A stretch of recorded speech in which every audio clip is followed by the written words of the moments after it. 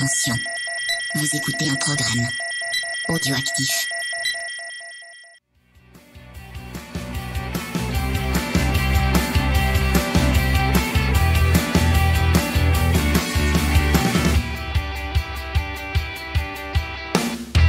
Salut à tous, on se retrouve pour un numéro hors série de C'est qui en pôle, donc un numéro un petit peu spécial puisqu'on va parler d'un changement qui va s'opérer en début de saison, puisque c'est Canal+ qui va récupérer les droits de diffusion du MotoGP et donc Moto3, Moto2, et on va en parler avec évidemment Steph. Comment ça va, Steph ?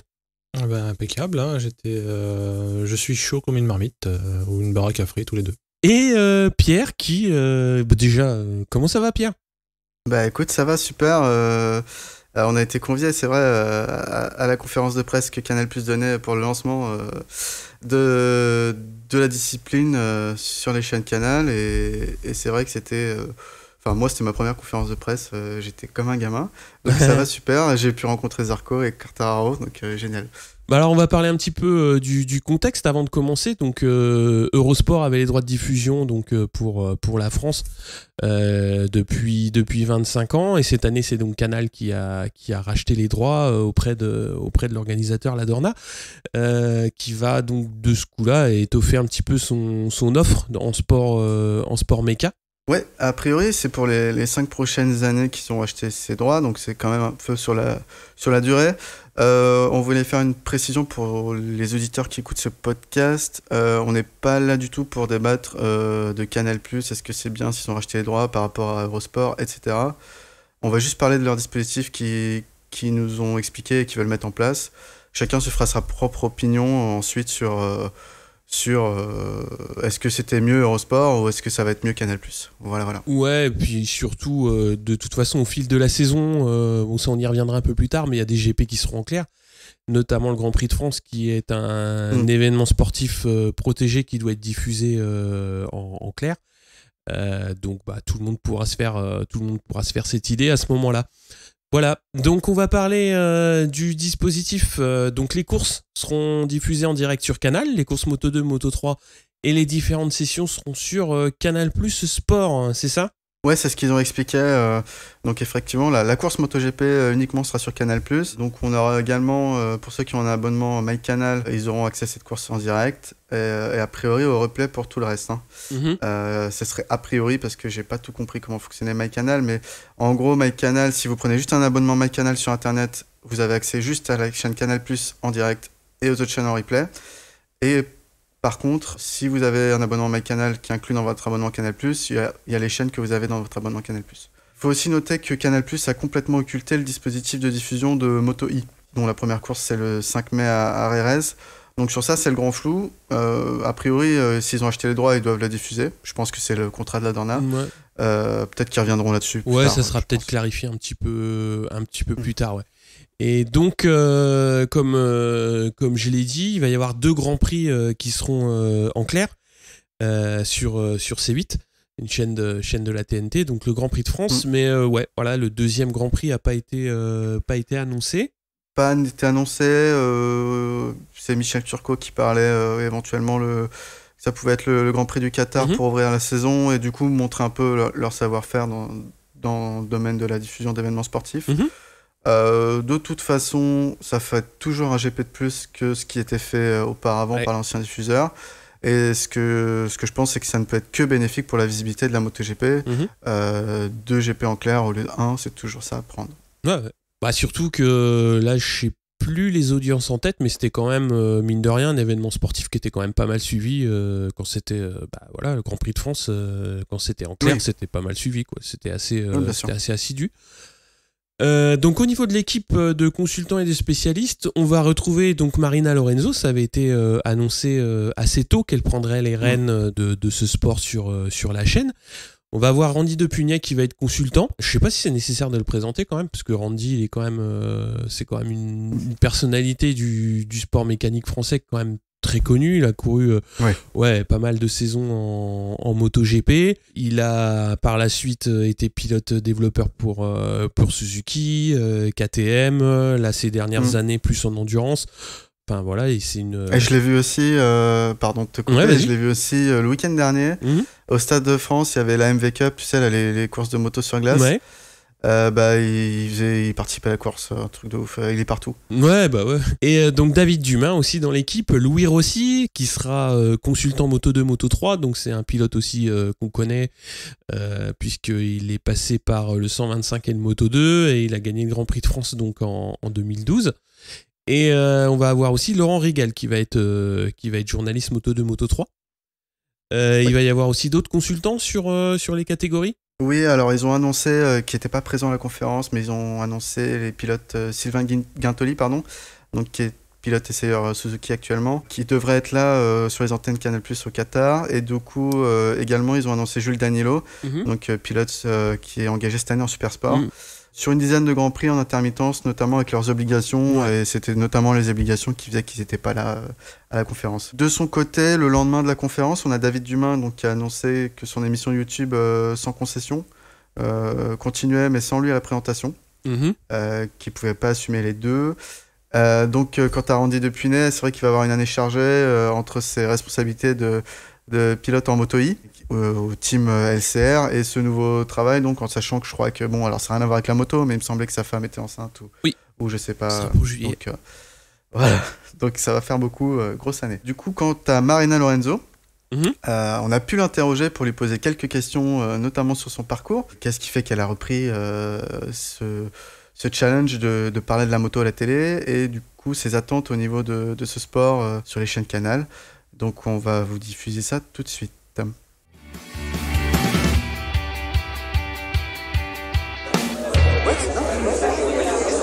Du coup, merci d'avoir pris le temps de répondre à nos demandes. Avec plaisir, c'est normal, il faut associer tout le monde et que voilà, tous les passionnés soient là, c'est la moindre des choses. Je suis super intimidé, il y a plein de journalistes, des gens de la télé, des pilotes et tout, mais j'ai pu avoir Fabio là. Ah bah génial, super. Du coup, notre question, ça va être comment tu vis ce moment, toi, d'avoir cette émission sur du MotoGP, comment ça s'est fait, est-ce que c'est toi qui l'as demandé depuis longtemps? En fait, on connaît pas forcément ton parcours côté MotoGP, moi je connais beaucoup ce que tu as fait sur le football, sur Canal+. Oui. Donc voilà, si tu peux lui raconter cette histoire. Oui, bien sûr. Déjà, la principale chose, c'est qu'il y a beaucoup d'impatience parce que ça fait des mois qu'on en parle, des mois qu'on travaille sur ce projet, donc du coup on a une hâte incroyable d'être in situ et de pouvoir vivre ces émotions-là avec le public sur place et les téléspectateurs. Donc c'est vrai qu'on sent, moi j'ai senti dans la conférence de presse aussi déjà que ça vibrait, quoi, que c'est une équipe qui a envie d'y aller. Donc, et moi je suis vraiment dans cet état d'esprit-là. Je suis complètement impatient de partir dans cette aventure que j'ai déjà commencé à appréhender. Donc ça fait plusieurs mois que je travaille, que je vais sur place, j'essaie de rencontrer un maximum de gens, des pilotes, des équipes, les gens dans les paddocks, les journalistes, me familiariser avec ce milieu qui est nouveau pour moi parce qu'effectivement j'ai passé beaucoup de temps en foot à Canal+ pendant ces dernières années. Moi ce qui m'a le plus attiré dans ce projet, c'est de sentir que on m'a tout de suite dit on achète les droits de la moto, c'est pour en faire un sport majeur. C'est pas pour en faire un sport qui passera entre le foot et le rugby sur des plages horaires ridicules. Et donc évidemment ça a été l'argument dès le début. Ça a été l'argument dès le début qui m'a convaincu et qui m'a fait comprendre que on partait sur un projet ambitieux. Et du coup j'étais particulièrement fière d'être appelée pour ce projet ambitieux parce que ça veut dire qu'on me fait confiance et que même si je ne viens pas de ce milieu de la moto, on a confiance en mes qualités de journaliste et mes capacités d'adaptation aussi. Donc ça c'est vraiment quelque chose que j'ai envie de mettre en avant. Moi je suis bien moins spécialiste que la plupart des gens à qui je vais parler, mais j'ai l'expertise de la télé. Je sais, en tout cas j'aime aller vers les gens et créer le lien entre les gens et le public, que ce soit téléspectateurs ou autres. Donc ça c'est quelque chose qui me tient vraiment à cœur. Moi j'ai envie de proximité, j'ai envie d'être plus près des gens, plus près des pilotes.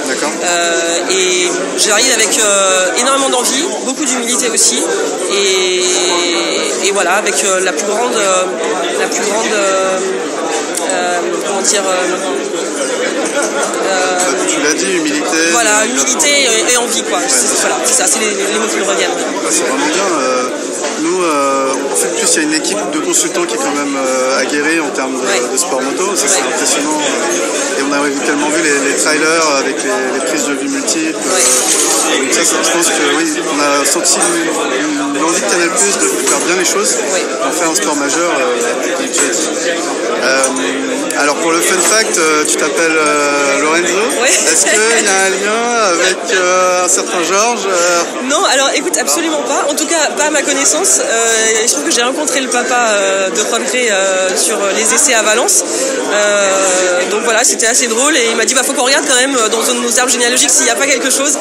A priori non, parce qu'on est quand même de 2 régions différentes. Mais c'est vrai que c'est assez rigolo et effectivement ça m'a été dit. On m'a dit Marina Lorenzo, faut que tu fasses de la moto.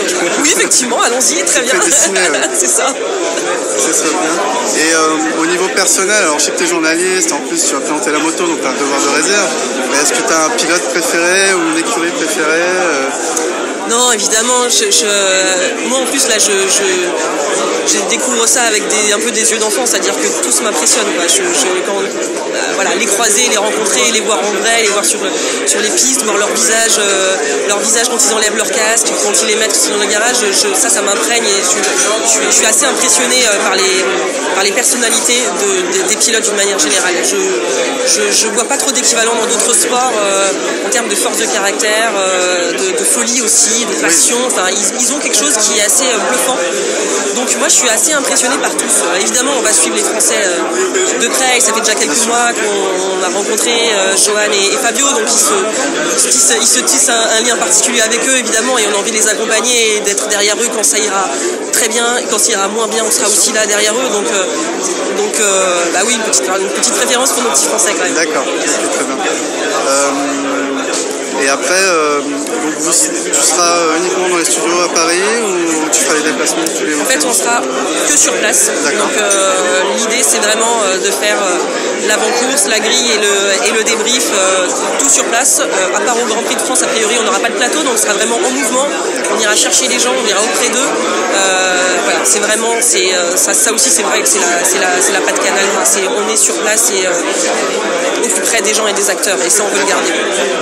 Il y avait une question que beaucoup de fans se posaient, c'est vu que Canal+ a déjà la Formule 1 et que c'est déjà un produit premium pour Canal+, les week-ends où les 2 catégories roulent le même jour, forcément il y en a une qui sera diffusée sur la chaîne principale et l'autre sur une chaîne secondaire. Est-ce que le partage a été décidé C'est pas encore complètement acté.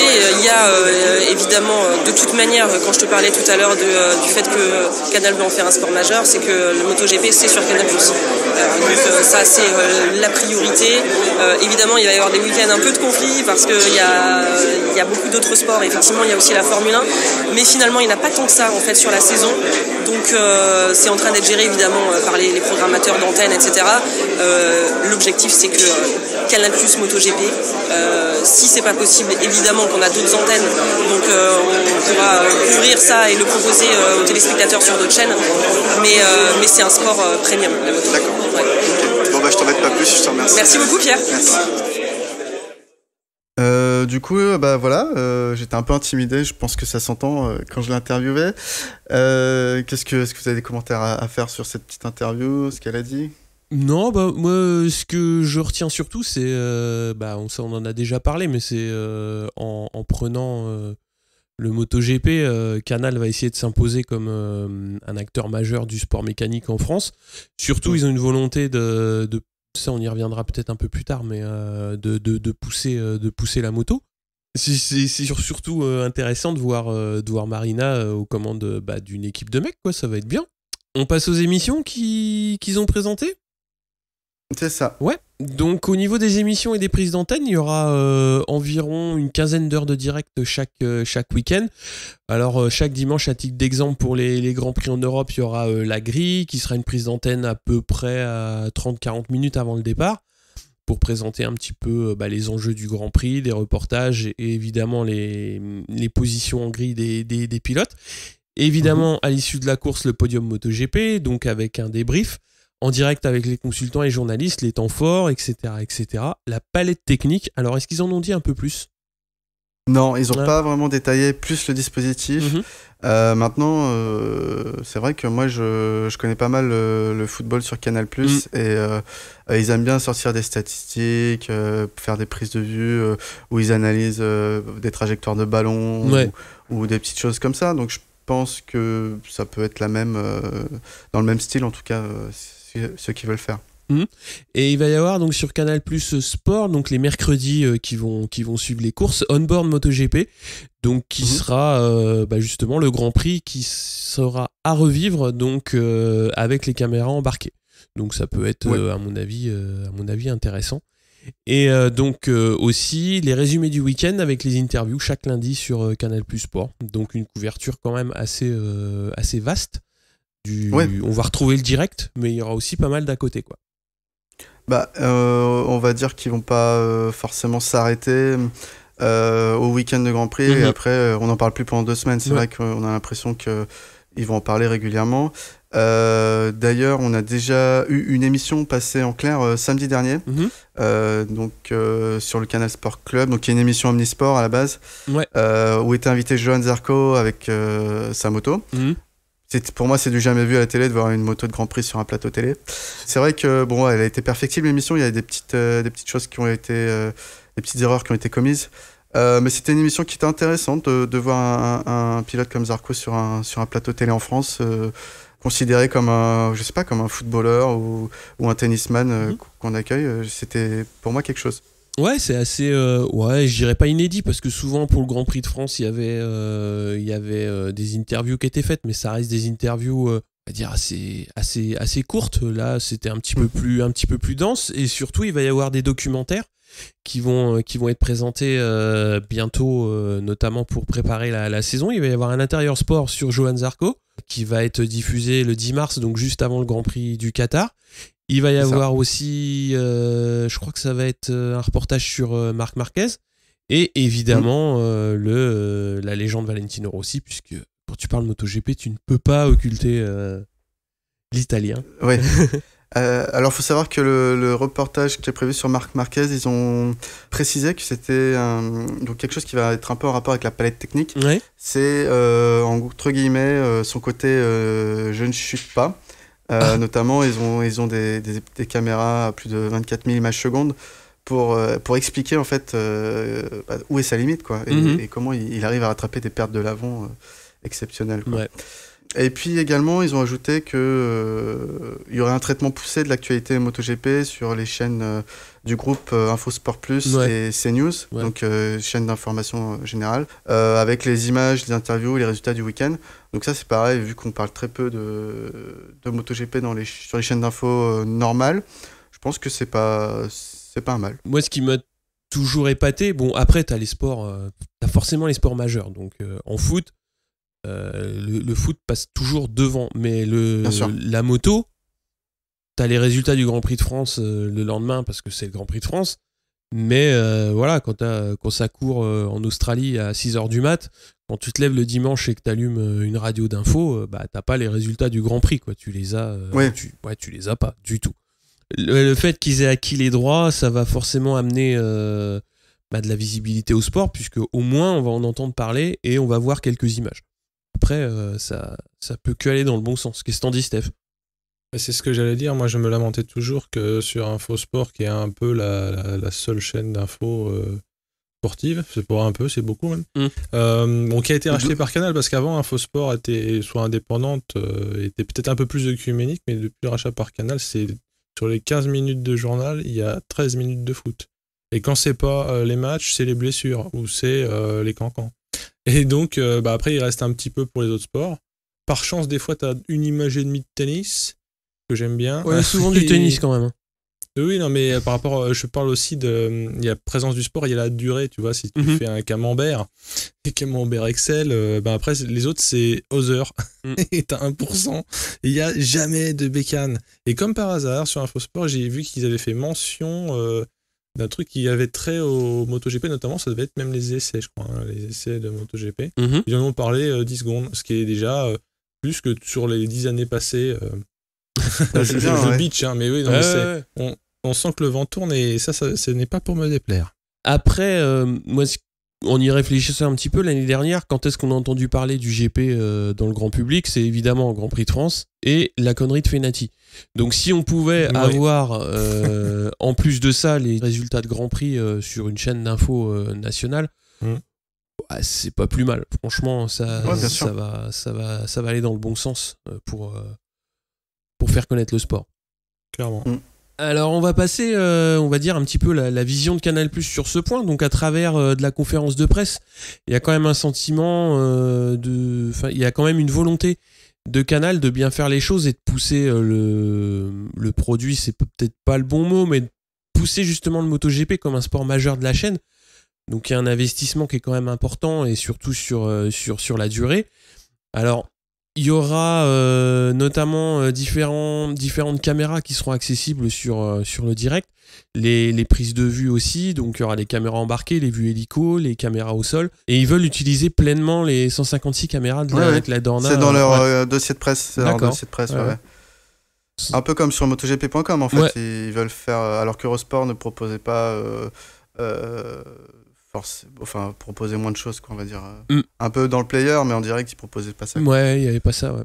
Donc, on en parlait évidemment des sports méca qui étaient déjà présents, donc ça va étoffer l'offre de Canal, puisqu'il y a déjà Formule 1, Formule 2, Formule 3, Formule I électrique, WRC, IndyCar, Championnat de France des rallyes, donc ça va venir un petit peu étoffer l'offre. Et il y aura une tribune au GP du Mans, c'est ça? Oui, c'est ça. Ouais, ils investissent. Claude Michi, donc le promoteur du circuit Grand Prix de France depuis quelques années, a été invité à la conférence. Ils ont vu avec lui. C'est le seul endroit où ils n'ont pas de plateau sur le circuit pour enregistrer leurs émissions. Ils auront, entre guillemets, je crois qu'ils seront sur un toit terrasse ou quelque chose comme ça, au plus près du Grand Prix pour vraiment choper les gens au passage. C'est ce qu'ils ont annoncé. Ils ont un dispositif particulier pour le Grand Prix de France. Et après, sinon, ils seront en direct sur place sur tous les autres Grands Prix. Donc, pas depuis les studios à Paris. Hein. On va passer quand même aux interviews, puisque tu as pu quand même approcher des grands pilotes. Hein, puisqu'il y avait Fabio Quartararo et Johann Zarco. On commence par laquelle ? Ouais, alors pour grand pilote, Zarco, il doit faire à peu près la même taille que moi, donc il est pas si grand, mais c'est vrai que Quartararo, surtout qu'il est un peu longiligne, ouais, il est assez grand. Ouais. On va commencer par celle de Fabio, que j'ai d'abord eu, qui était très, très souriant, très, très sympathique, très frais, en fait. Ouais. Je vous laisse écouter ça.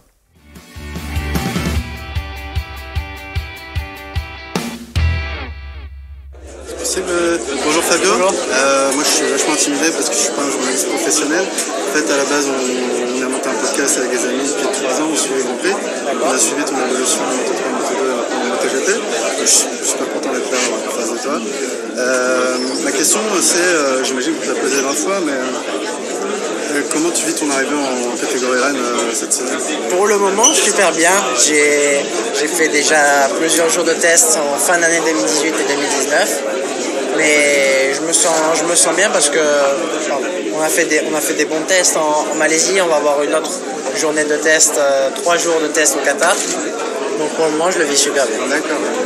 Et qu'est-ce que tu as pensé de la Yamaha et comment... On a appris en cours de test que tu étais passé sur une Yamaha en 2019. Est-ce que c'est quelque chose que tu avais demandé ou que c'est ton équipe qui t'a fourni c'est Yamaha qui a directement descendu de ces pièces-là dans ton équipe ? Déjà, je me sens super bien sur la moto. C'est vrai que depuis les premiers tests à Jerez, je me suis senti immédiatement à l'aise sur la moto. Peut-être pas vite, mais à l'aise. Et en Malaisie, on a commencé vraiment à faire une évolution. C'est-à-dire, je mettais beaucoup de temps à faire un chrono, la mise en route était beaucoup trop lente. Et on a réussi vraiment à modifier. Et en sachant aussi que Yamaha, voilà, on va rouler sur une Yamaha 2019, c'est super cool. J'aurai aussi un spec B, c'est-à-dire une moto un petit peu inférieure avec 500 tours en moins. Mais je pense quelques petits trucs en plus que je sais pas du tout parce que j'ai pas demandé. Juste quand j'ai entendu 2019, j'étais super content. J'ai pas demandé ce que j'avais en moins, ce que j'avais en plus. Mais surtout, c'est cool de pouvoir rouler avec une moto comme ça. D'accord. Et ton coéquipier, Franco Morbidelli, comment ça se passe dans le box ? Est-ce que vous entendez bien ?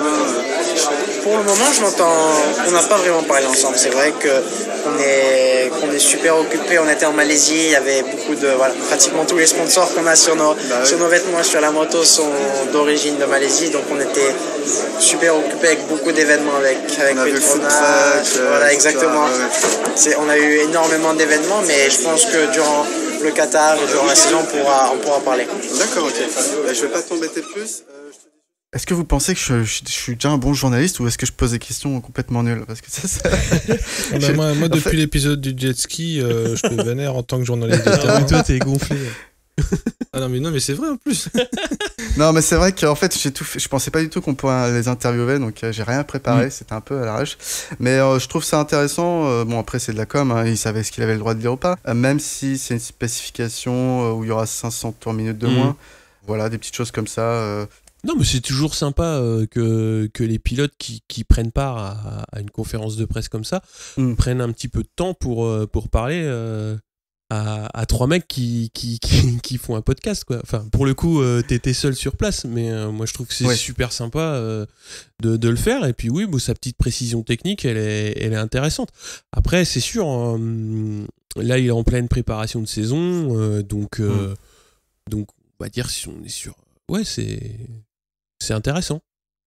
Ouais, et puis un truc tout con, c'est que là t'as interviewé un pilote MotoGP, même si Moto2 c'est pas moins bien, hein, mais mettre le grappin sur non pas un mais deux pilotes MotoGP, chapeau au reporter de terrain, et c'est pas une blague, hein. Parce que il faut quand même souligner que Pierre a réussi l'exploit de se libérer du jour au lendemain, littéralement, pour y aller, et il a fait du super taf parce qu'il a chopé du VIP. Ah merci, c'est gentil. Après faut savoir que du coup pour à la fois Fabio, Johan et Marina, on leur a laissé des petits goodies, donc maintenant ils nous connaissent. Moi je m'attends à voir ça sur les carénages de la KTM. Exactement, j'ai glissé à Fabio que s'il le collait sur son casque, il gagnerait 10 chevaux. Donc, et qui récupérerait ses 500 tours minutes et le retour de l'être aimé en moins de 24 heures. C'est ça. Non, je plaisante. Voilà, donc ça c'était pour l'interview de Fabio. On va vous faire écouter notamment l'interview de Johan qui était un peu plus fatigué. J'ai eu un peu plus tard en fait, et qui avait déjà répondu à beaucoup de journalistes. Ouais. On l'écoute.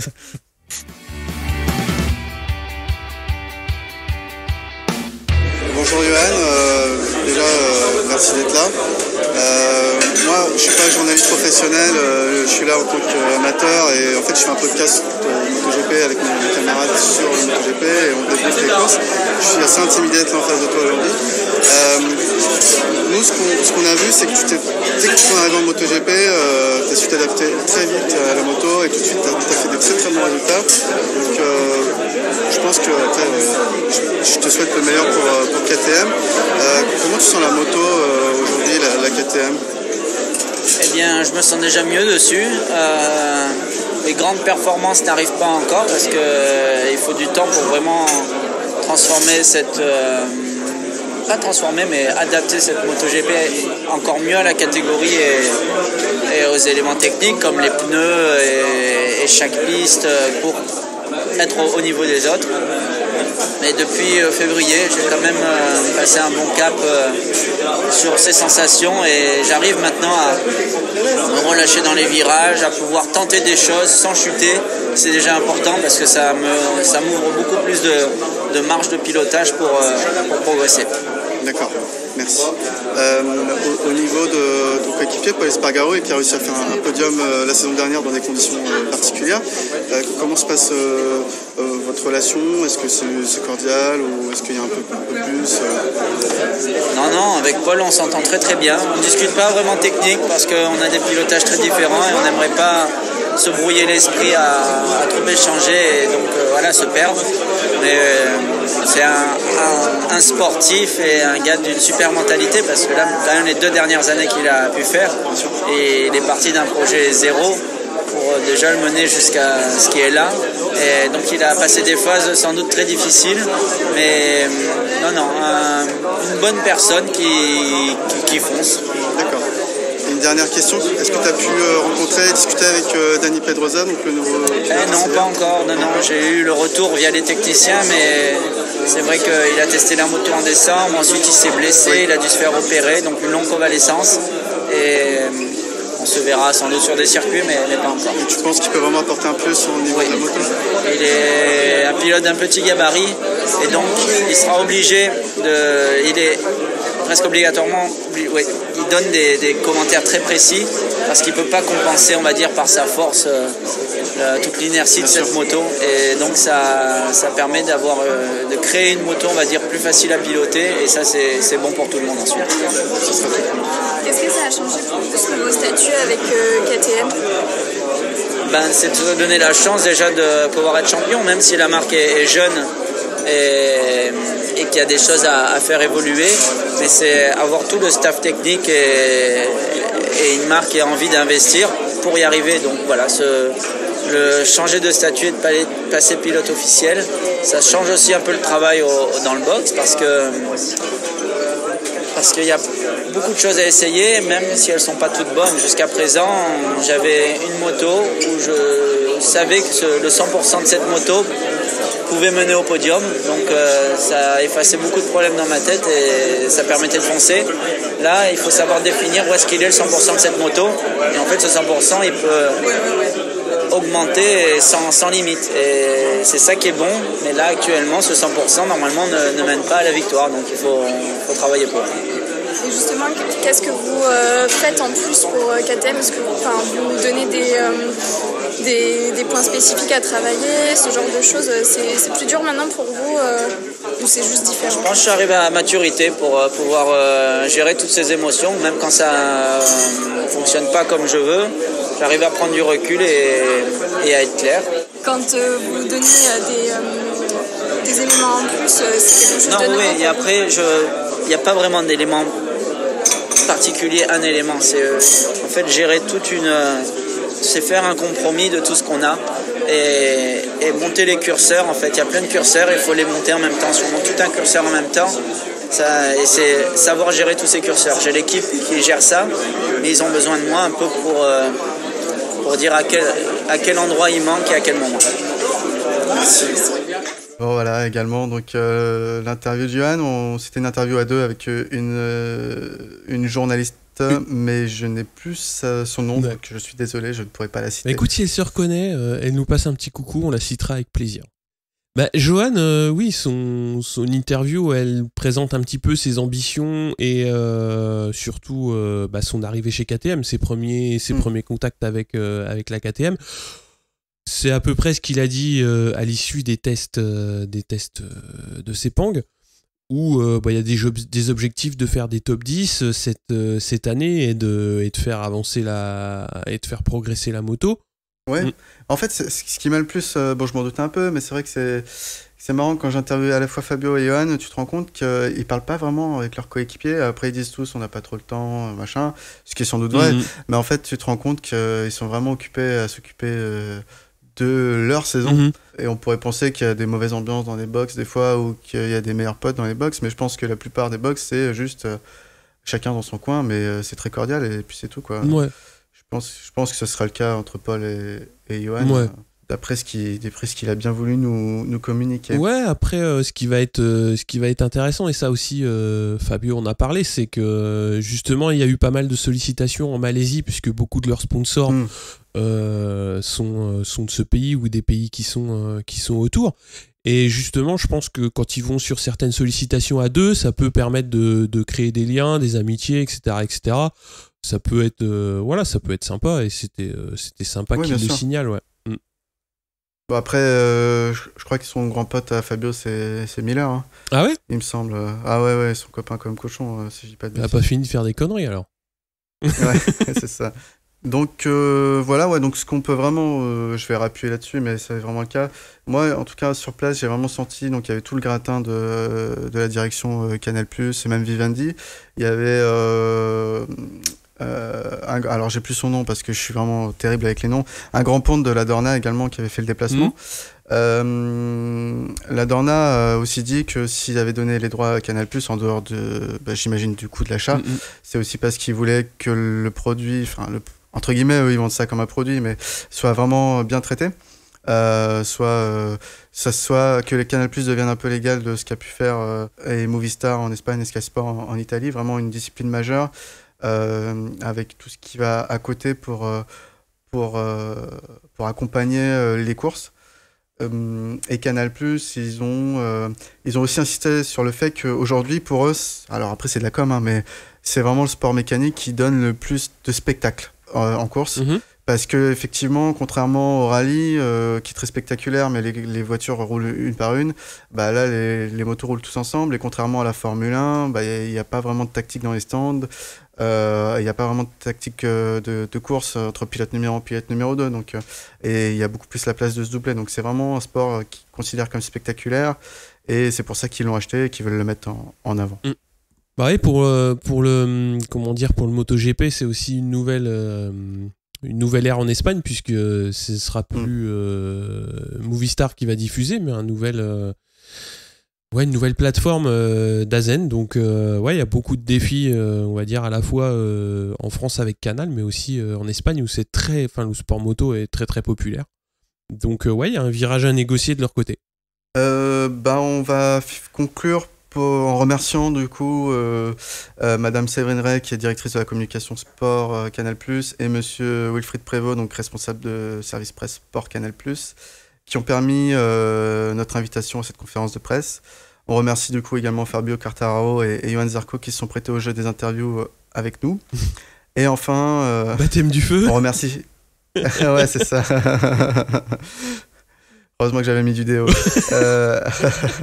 Enfin, on remercie chaleureusement donc Madame Marina Lorenzo, sans qui cet épisode n'aurait sans doute pas existé, pour sa disponibilité, son investissement personnel quant à notre présence, sa gentillesse et tout le temps qu'elle nous a accordé, donc avant et pendant la conférence de presse. Voilà. Un dernier petit mot, Steph, ou pas? Non? Bah oui, je sais pas si on l'a rappelé, mais c'était assez fastueux. Montre aussi que Canal prend pas ça à la légère. C'était pas aux courtes pailles d'une Zeddy improbable. C'était sur le toit terrasse des locaux de Vivendi. Et d'ailleurs, Pierre a montré quelques photos avec l'Arc de Triomphe en arrière-plan. Il y avait 2 bécanes, alors a priori des bécanes un peu vidées de leur substance, mais avec les 2 bécanes des belligérants Fabio et Johan, avec les beaux carénages quand même. Hein. Le tout étant effectivement sur le toit avec un petit barnum et des bouteilles de champagne, j'ai cru voir. Ouais, il y avait tout ça. Belle vue, on voyait, suivant l'endroit sur la terrasse où on se situait, on avait vu sur la Tour Eiffel. Bon, on était juste place de l'Étoile, donc on avait vu sur l'Arc de Triomphe. Et puis vu sur la Défense, c'était vu quasiment à 360 degrés. C'était pas mal, 180 degrés, pardon. Et il y avait également tout le gratin de la presse spécialisée, et pas que d'ailleurs, parce que j'ai vu le journaliste France Inter. Donc tout le gratin de la presse sport et généraliste qui était invité à cette conférence de presse. Donc voilà. Autre signe, s'il en était besoin, que ça ne plaisante pas. Bon, sur ce, on se dit à très très bientôt, très vite. Je crois que à très très bientôt. On va déjà surfer. Je crois qu'il y a même un épisode avant le Qatar qui va sortir, voire 2. Oulala. Dis-moi pas que c'est pas vrai. Je crois qu'il va y avoir spoiler. Le prochain épisode est l'épisode 46. Ah ouais. Ok. Et si vous suivez les bonnes personnes pour Internet, vous savez ce qui se passe. Tout ceci est bien mystérieux. C'est comme la chouette d'or, là, l'espèce de truc à la con, personne n'a trouvé. Là, c'est moins dur à trouver, je pense. Bon, on se retrouve très bientôt. Allez. Ciao à tous. À plus. Ciao.